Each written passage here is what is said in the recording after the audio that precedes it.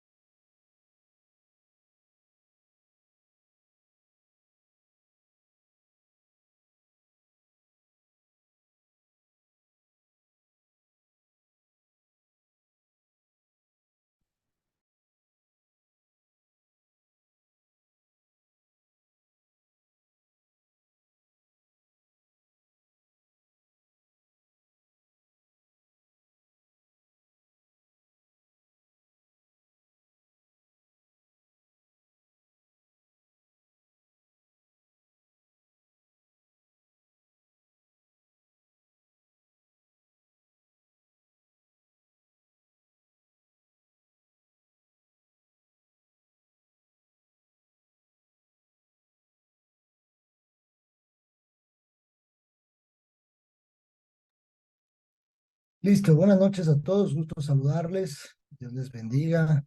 Ya vamos a dar inicio con nuestra clase. Vamos a terminar prácticamente ya los 9 elementos del fruto del Espíritu. Pero previo les voy a pedir que me acompañen a orar. Vamos a poner este tiempo delante de nuestro Dios, pidiéndole su dirección, pidiéndole que Él nos hable, que nos dirija, que podamos pues tomar este tiempo y entender a detalle lo que Él tiene preparado para nosotros, porque pues es propiamente Él a quien nosotros venimos a buscar, es su palabra la que venimos a buscar en este tiempo. Y bueno, pues por favor, les voy a pedir que me acompañen a orar prácticamente en este tiempo, ¿vale? Señor Jesús, te damos gracias por esta noche que tú nos regalas. Gracias por este tiempo, Padre. Gracias por la oportunidad, Dios, el privilegio que tenemos, Señor, de acercarnos hasta tu presencia, Dios. Es verdaderamente un privilegio, Señor. Nosotros no podríamos estar aquí, Señor, si no es gracias a ti. Gracias porque abres también este foro, Señor. Gracias porque abres este tiempo a través de la tecnología, Señor, para poder buscar y seguir buscando más de ti, Dios. Te pido, Padre, que en esta noche no sea la excepción en la que tú nos hables, en la que tú dirijas, Dios, esta clase, que te entrones por completo, que podamos recibir de tu hermoso Espíritu Santo lo que tú has dejado en este tiempo para nosotros. Por favor, háblanos y permite que tu palabra impacte nuestro corazón de tal manera, Señor, que nosotros empecemos a vivirla en el momento, Señor, que la hayamos escuchado. Háblanos, mi Señor, dirige este tiempo, por favor, Dios, que sea tu hermosa palabra, que haya cualquier opinión personal, Señor, y háblanos por completo tú.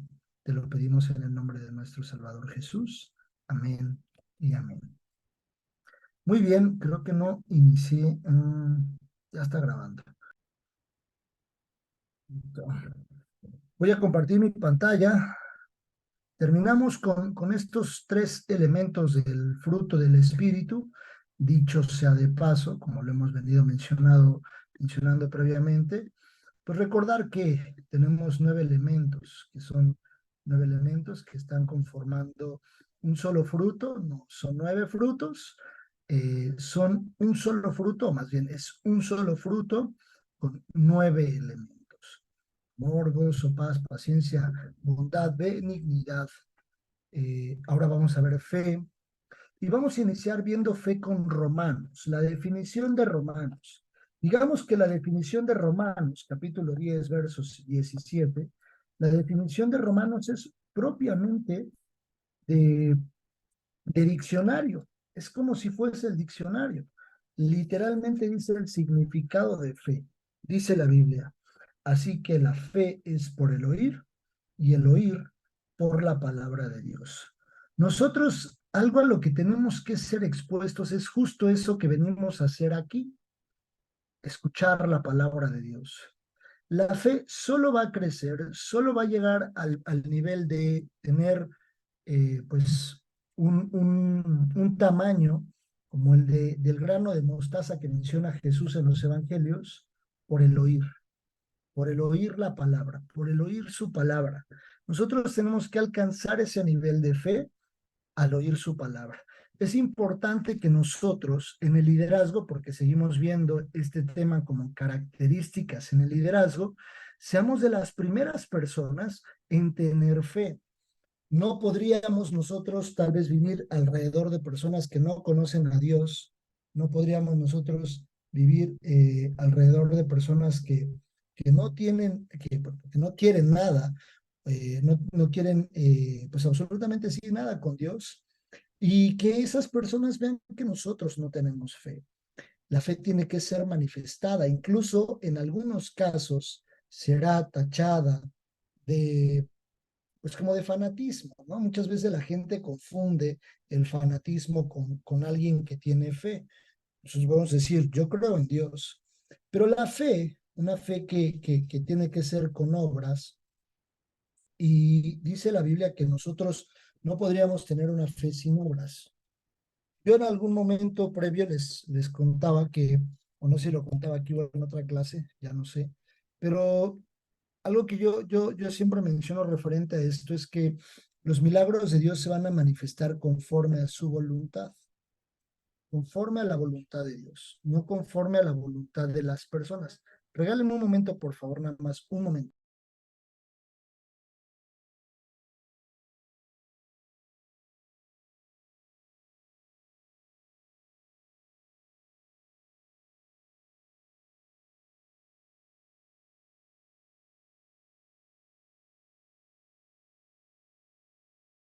Ya, muchas gracias. Gracias por el breve momento. Eh, yo les digo que Dios siempre va a obrar conforme a su voluntad. Nosotros no podríamos limitar a Dios y decirle, yo quiero ver un milagro y sí o sí quiero ver un milagro. Nosotros no podríamos orillar y obligar a Dios que haga un milagro de una forma o que nos sane, que haga algo en nuestras vidas de la forma que nosotros queremos, sino es de la forma en la que Él lo va a querer manifestar conforme a su voluntad. A veces en nuestro entorno habrá personas que no lo crean, porque será tan radical lo que Dios hará que probablemente el escenario para la parte natural será incrédulo, será algo fuera de lo común, fuera de lo, pues sí, de lo tradicional, y entonces hay personas que no lo creerán. Vean lo que dice Génesis 18. Quiero que vean esta parte que le pongo acá, el proceso de la fe. Génesis 18 es una historia que probablemente ustedes conocen. Génesis 18 a partir del versículo 9.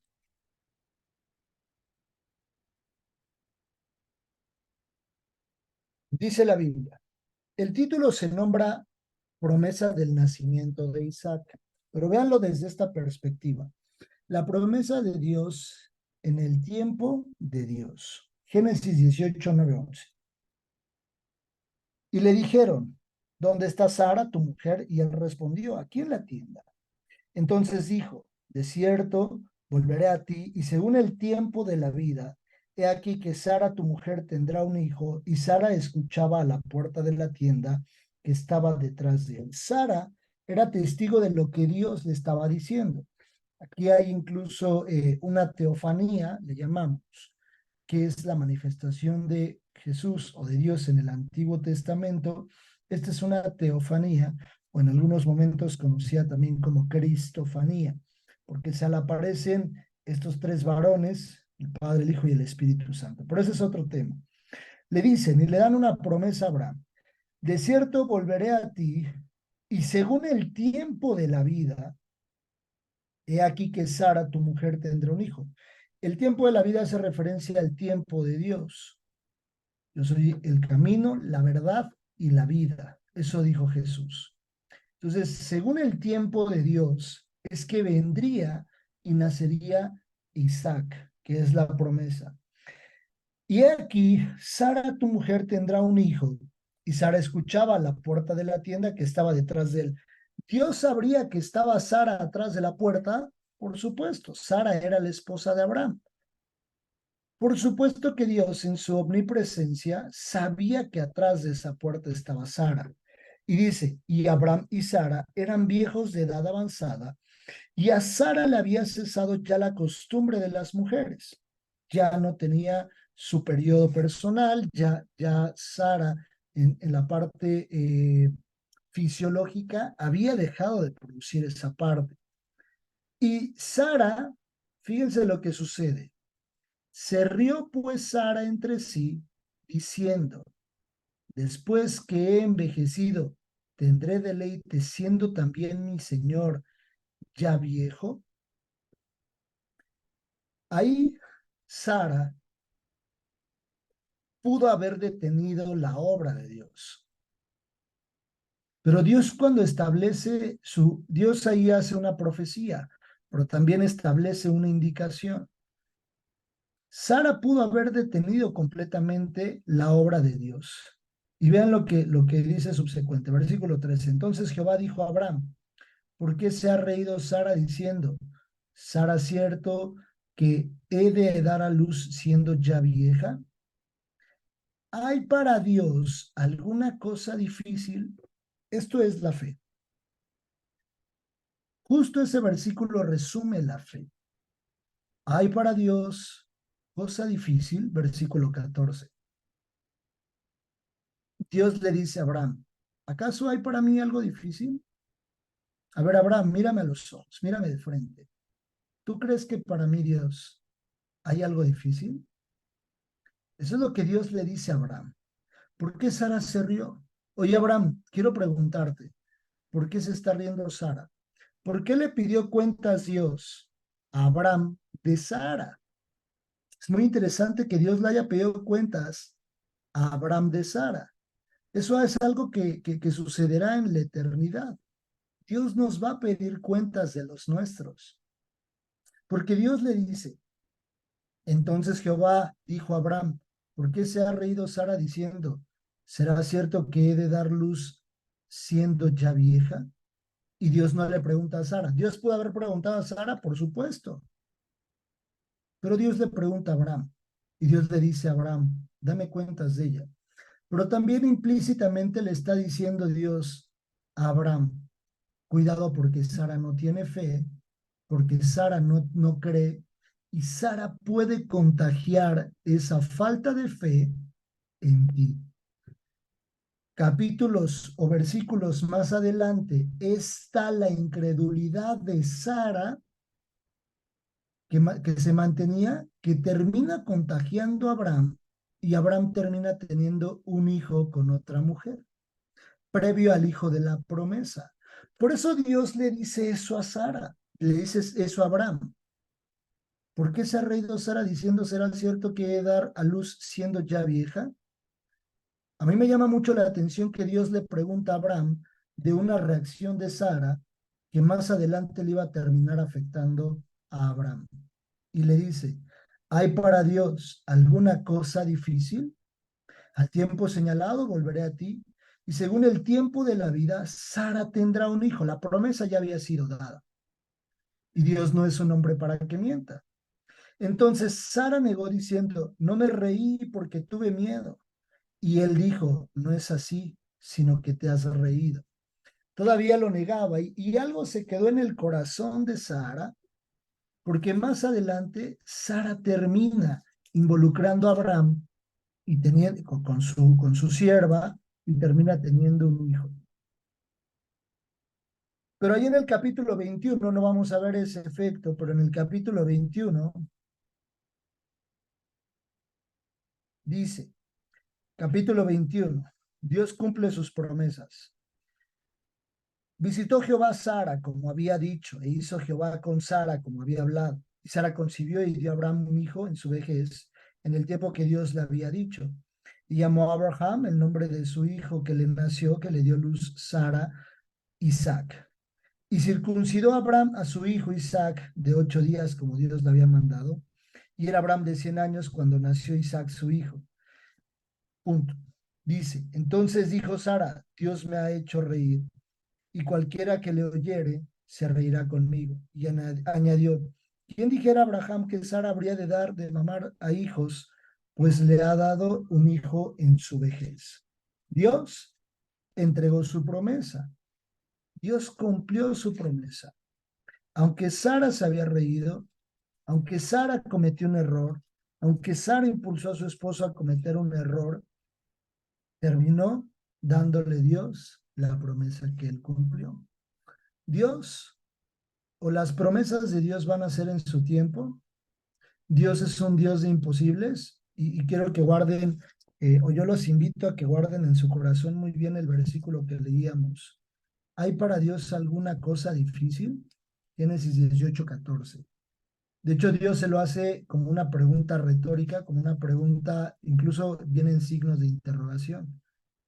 ¿Hay para Dios alguna cosa difícil? Eso es fe. Creer que nuestro Dios no es un Dios de mentiras. Eso es básicamente fe y la fe es alimentada por escuchar su palabra. Mansedumbre. Condición de manso. Manso refiere a condición de benigno, de ser bueno, suave. Y lo contrario a mansedumbre es la ira, ser una persona iracunda. La ira es completamente contrario. Santiago 3:13, por favor. Vamos a ir hasta el otro lado de la Biblia, Génesis hacia Santiago, del Antiguo al Nuevo Testamento, del primer libro hasta los últimos. Santiago 3:13 dice, quien es sabio y entendido entre vosotros, muestre por la buena conducta sus obras en sabia mansedumbre. La mansedumbre, Dios la compara y tiene algo que ver con la sabiduría y el entendimiento. Porque Santiago 3:13 dice, ¿quién es sabio y entendido entre vosotros? Bueno, una persona con sabiduría y entendimiento es aquella que muestra su buena conducta con sabia mansedumbre. ¿Qué es sabia mansedumbre? Tener una inclinación también a hacer lo bueno, que es mansedumbre. La mansedumbre debe mostrarse con sabiduría en cada una de las obras que nosotros realizamos, obras que no son por nosotros mismos, sino que Dios ya había dejado previamente preparadas para nosotros. Podemos ver en la Biblia los ejemplos de Daniel y Salomón, dos hombres de los que Dios habla en su palabra y que actúan con sabiduría en la toma de decisiones. Es decir, sabiduría y mansedumbre nos hace evaluarnos como un siervo sabio y entendido. Sabiduría junto con mansedumbre nos permite tener o ser considerados como siervos sabios y entendidos. Lo contrario es completamente una persona iracunda, una persona que tiende a actuar con ira. La Biblia no nos, o Dios no nos prohíbe enojarnos. Nosotros tenemos oportunidad de enojarnos. Pero algo dice la Biblia, que nosotros no podemos pecar cuando nos enojemos. Dice la Biblia, airaos, pero no pequéis. El hecho de que nosotros podemos estar molestos, enojados, no quiere decir que es una justificación para pecar contra algo, alguien o para contra nosotros mismos. Pero también la Biblia dice, no se esconde el sol sobre tu enojo. ¿Qué quiere decir eso? Que nosotros no podríamos dejar que pasen de las 7 de la tarde más o menos, que es cuando el sol ya se está ocultando, 6:30 aproximadamente, estando enojados con alguien. A mí me pasa de repente que cuando puedo estar molesto con una persona, veo, o sea, como que Dios te recuerda ese versículo, volteas hacia la calle, ves el cielo que se está cerrando y que el sol se está yendo y que la oscuridad de la noche se está manifestando y es como un recordatorio de tienes que reconciliarte con esta persona. Dice la Biblia, no se esconde el sol sobre tu enojo. No podemos permanecer enojados. Y finalmente, templanza. Este me gusta mucho porque templanza es un sinónimo de dominio propio. Ser una persona sobria y actuar de manera muy cautelosa, con mucho cuidado. Abstinencia, continencia, moderación. Los antónimos son excesos, abusos, imprudencias o desenfreno. Una persona completamente desubicada que nomás le pasa algo y es de esas personas que se van por la libre y que nunca se detienen, que nunca se pueden detener. La templanza debe ser algo que manifestemos constantemente nosotros, porque su principal significado es dominio propio. Este es el único elemento, templanza, que viene descrito solo una vez en la Biblia. Así como templanza, solo lo podemos encontrar en este versículo. No dice más de templanza. La palabra templanza no está más en la Biblia. La única forma que lo podemos encontrar es justo como dominio propio, que se encuentra en segunda carta de Pedro, capítulo 1, verso 5 y 7.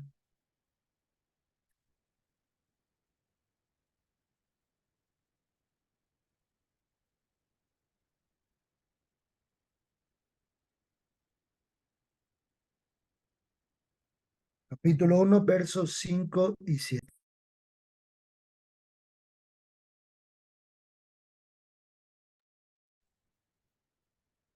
Segunda carta de Pedro, ¿listo? Vale. Dice la Biblia, vosotros también poniendo toda diligencia por esto mismo, añadid a vuestra fe virtud, a la virtud conocimiento, al conocimiento dominio propio. ¿Por qué dice al conocimiento dominio propio? Porque el conocimiento es poder, la realidad. Entonces, nosotros tenemos que usar correctamente el conocimiento, es como el conocimiento de la palabra. La Biblia dice que no es para contender. La Biblia dice que el conocimiento de la palabra de Dios no es para contienda con los hermanos. No es como para andarnos peleando a ver quién sabe más y no, tú sabes menos. Escuché alguna vez una situación de una persona que una reunión de ministros, en una reunión de ministros, le dijo, pues como a manera de, pues así se notó, a manera de soberbia y de evidenciar a una persona. Nunca vayamos a hacer eso. Nunca, nunca, nunca vayamos a hacer eso. Un ministro le dijo al otro, oye, ¿tú qué opinas? Por ejemplo, no me recuerdo de qué capítulo o qué libro de la Biblia hablaban, pero le dice uno al otro, oye, ¿qué opinas de Malaquías capítulo 5? Así le dijo, ¿qué opinas de Malaquías capítulo 5? Y el ministro se quedó, pues como por contestar algo, le contestó y le dijo, no, pues yo creo que mira lo que Dios dice, en Malaquías 5, no sé qué, no sé qué. Y al final se empezó a reír el otro ministro y le dijo, no es cierto, porque Malaquías 5 no existe. Le puso digamos que un 4, como se dice normalmente, y es triste saber que de repente podemos utilizar el conocimiento para avergonzar a otra persona. El conocimiento nunca se tiene que utilizar para avergonzar a otra persona. El hecho de que Dios nos permita tener una profesión, que nos permita tener tal vez una licenciatura, o haber estudiado maestrías, doctorados, o tener un negocio, ser doctos en alguna materia o en algún negocio, o en donde nosotros nos desenvolvamos, no quiere decir que nosotros somos superiores a nadie más. Por eso dice conocimiento, dominio propio, porque el conocimiento da mucho poder a las personas, pero no por eso podemos sentirnos superiores a los demás. Y también el dominio propio, por ejemplo, el conocimiento de la vida de otra persona, el conocimiento de las carencias de otra persona, el conocimiento de los errores de otra persona, el conocimiento de las deficiencias que pudiera tener otra persona, el conocimiento en general que pudiéramos tener nosotros en general, tiene que entrar en un dominio propio. Y ahí, por ejemplo, todos temas de bullying, de burlas, de sobajar a una persona, Dios los echa pues, en tierra. Dios realmente no permite o no es agradable para él que una persona en el liderazgo principalmente utilice este tipo de cosas. ¿Por qué en el liderazgo es tan importante? Voy a adelantar un poquito un tema que vamos a ver, si nos llega a dar tiempo. El liderazgo de Jesús no fue un liderazgo basado en el conocimiento. Ninguna persona sigue a otra por conquistarlo. O sea, el liderazgo nunca estará basado en conquista. ¿A qué me refiero con conquista? Por ejemplo, en los tiempos bélicos, que se conquistaban países a otros o que pues, se conquistaban ciertas ciudades y entonces a partir de ahí adoptaban los pueblos, la ciudad, los bienes. Eso es parte de la conquista. El liderazgo nunca va a ser por conquista. Lo vamos a hablar cuando hablemos del liderazgo de Jesús. El liderazgo es basado en el servicio. ¿Qué fue lo que hizo Jesús en la tierra? Cuando Jesús vino, él dijo, yo vine a servirlos a ustedes, no vine a que ustedes me sirvieran.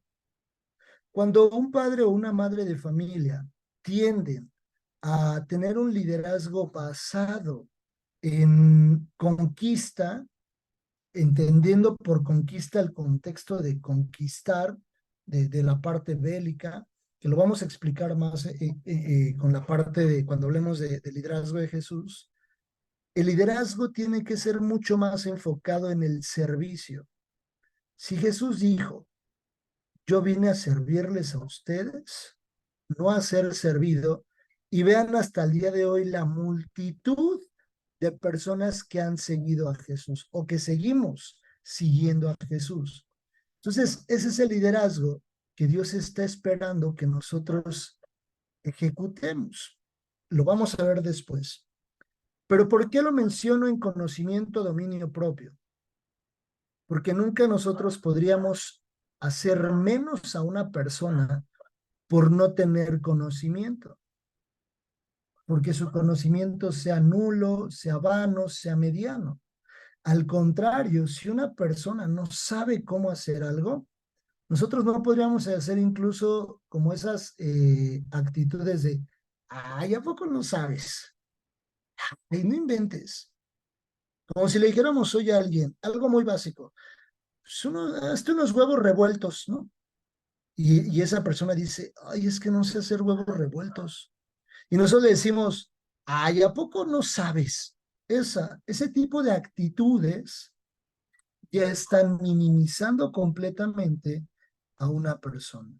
Por eso habla del conocimiento, dominio propio. El liderazgo que Dios nos ha marcado en la Biblia por medio de Jesús es un liderazgo por medio del servicio. Estos son los 9 elementos, finalizando con templanza. No sé si alguien tiene alguna duda o algún comentario hasta aquí, solo para dar introducción del siguiente tema. ¿Todo está claro? ¿Todo bien? Perfecto. La oración del líder, siguiente tema. Hemos terminado los 9 elementos del fruto del Espíritu. La oración del líder. Muy rápido. 4 participaciones. ¿Quién dice yo? Mi hermano Juan Jesús, ¿sí? Mi hermanita Vale, está Rose y está Alfred. Vale, así en ese orden. Juan Jesús, mi hermana Vale, Rose y Alfred. ¿Qué es la oración? Esa es la pregunta. ¿Qué es la oración? Mi hermano Juan Jesús, adelante, por favor. Hola, hola, buenas noches a todos. Buenas noches, mi ¿Me hermano, adelante. escucho? Sí, sí, Ok, sí. la oración es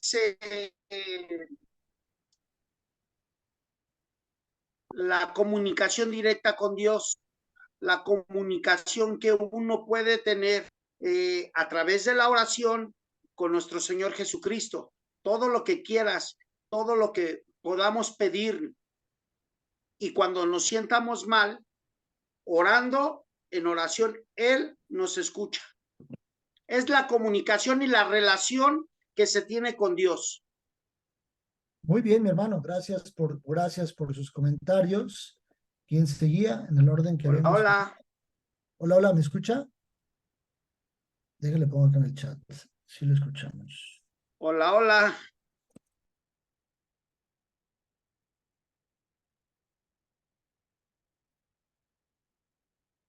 Creo que él no nos escucha. Listo. Mi hermana, vale, por favor.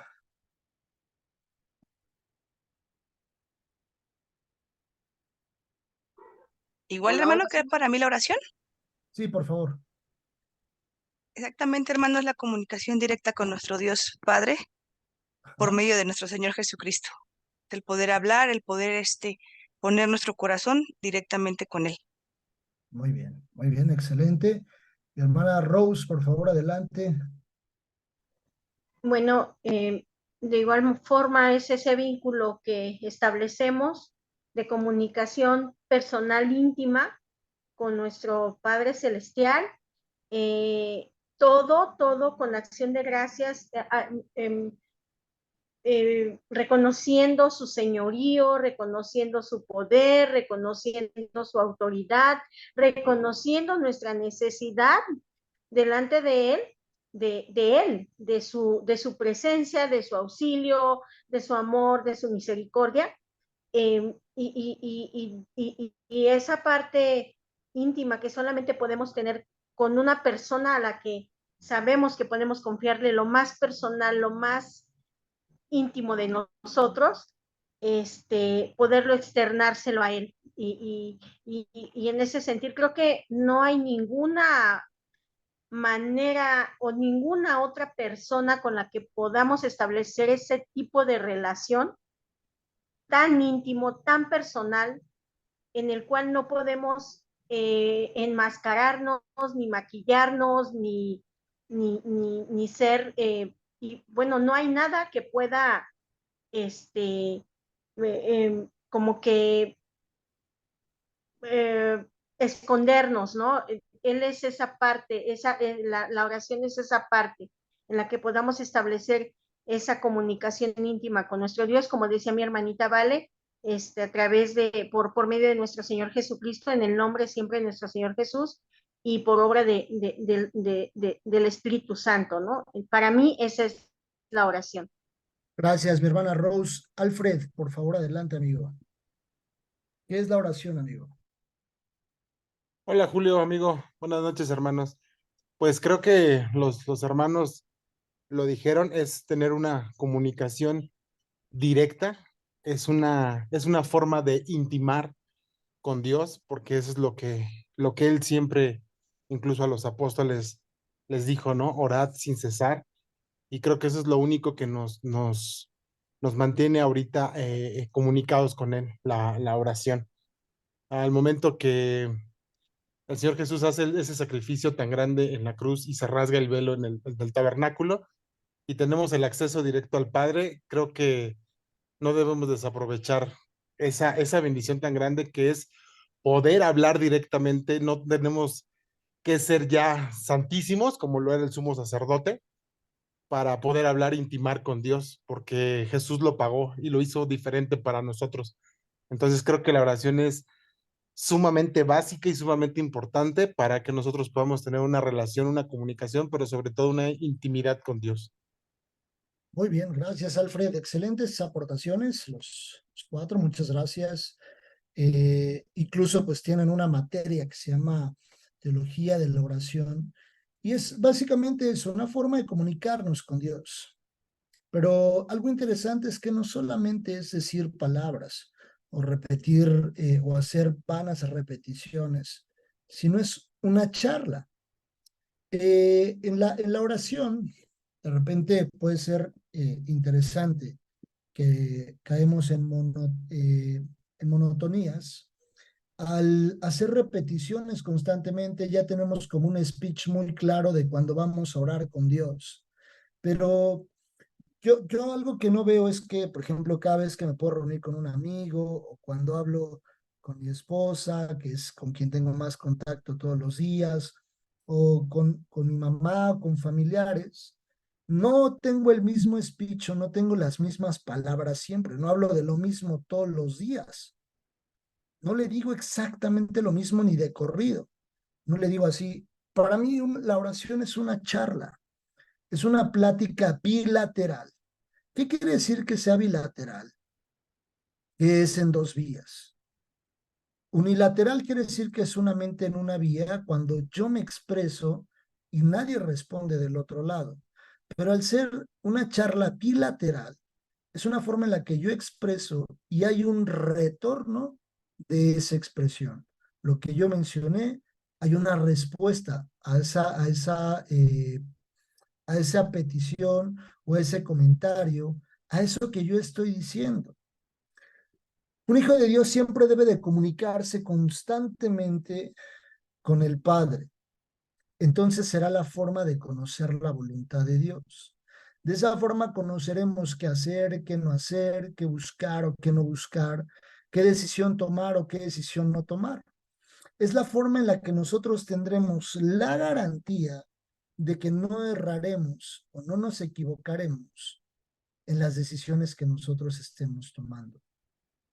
La oración, la lectura de la palabra de Dios y el tiempo congregacional sumado a la obediencia habrá un resultado, traerá como resultado una vida impregnada del Espíritu Santo. Entonces, podremos evaluar nosotros que es una persona que contiene los 9 elementos del fruto del Espíritu. La oración. Vamos a profundizar un poco más, vamos a ver un tema adicional en la parte de la oración. No solamente nos quedaremos con esto, esto es solo la introducción a la oración. Y quiero que personalmente en este transcurso a nuestra siguiente clase, en este transcurrir de esta semana hasta la siguiente, que individualmente cada uno de nosotros tome pues, en una retrospectiva, hagamos una retrospectiva y evaluemos muy bien cuánto tiempo oramos, cuánto tiempo le dedicamos a la oración. La siguiente semana vamos a hacer un quiz. Yo les voy a dar las preguntas de una vez. Si las pueden tomar, se las voy a dictar muy rápido para ya irnos. Son 1, 2, 3, 4. Tres preguntas. Nos vamos a quedar 3 preguntas nada más. 3 preguntas. ¿Qué haces antes de tomar una decisión? No es para que me las manden ni nada, sino es para que meditemos en ello personalmente. ¿Qué haces antes de tomar una decisión? ¿Por qué cosas oras? Eso también es otra pregunta. Y la tercera pregunta, ¿qué haces cuando estás en medio de un problema? Primera pregunta, repito, ¿qué haces antes de tomar una decisión? ¿Por qué cosas oras? ¿Qué haces cuando estás en medio de un problema? Esas son las 3 preguntas para que meditemos y las vamos a revisar con la Biblia en la siguiente semana. ¿Algún comentario o alguna duda adicional? ¿Todo está claro? ¿Todo bien? ¿Todo fine? ¿Todo very well? ¿Todo good? Excelente, perfecto. Muy bien. Bien, pues vamos a orar, La por favor. tercera, profe, por favor. La tercera es, ¿qué haces cuando estás en medio de un problema? ¿Qué haces cuando estás en medio de un problema? Sí, perfecto, súper. Vale, entonces vamos a orar, vamos a dar gracias a Dios por este tiempo. Por favor, acompáñenme inclinando su rostro y meditemos en estas 3 preguntas en esta semanita, ¿vale? Sumado a cuánto tiempo oramos. Dios, te damos gracias por tu palabra. Gracias, Señor, porque nos hablaste de estos últimos elementos del fruto. Me quedo mucho, Señor, mucho con el dominio propio. Tener dominio propio nosotros, Señor, en nuestra forma de pensar, en nuestra forma de actuar, en nuestra forma de defendernos, en nuestra forma de pedir, en las formas de dar, Señor, en todo lo que hagamos, evaluar qué tanto dominio propio hoy podríamos tener. Por favor, te pido, Dios, que estas palabras sigan siendo lumbreras, Señor, a nuestros pies y que podamos vivirlas y ejecutarlas de la forma que tú esperas. Sella, Señor, todo esto en nuestros corazones. Te lo pedimos en el nombre de nuestro Salvador Jesús. Amén y amén. Que Dios los guarde, que Dios los bendiga y que pasen una excelente noche. Cuídense mucho. Chao, chao. Dios les bendiga. Dios los guarde. Chao. Bendiciones.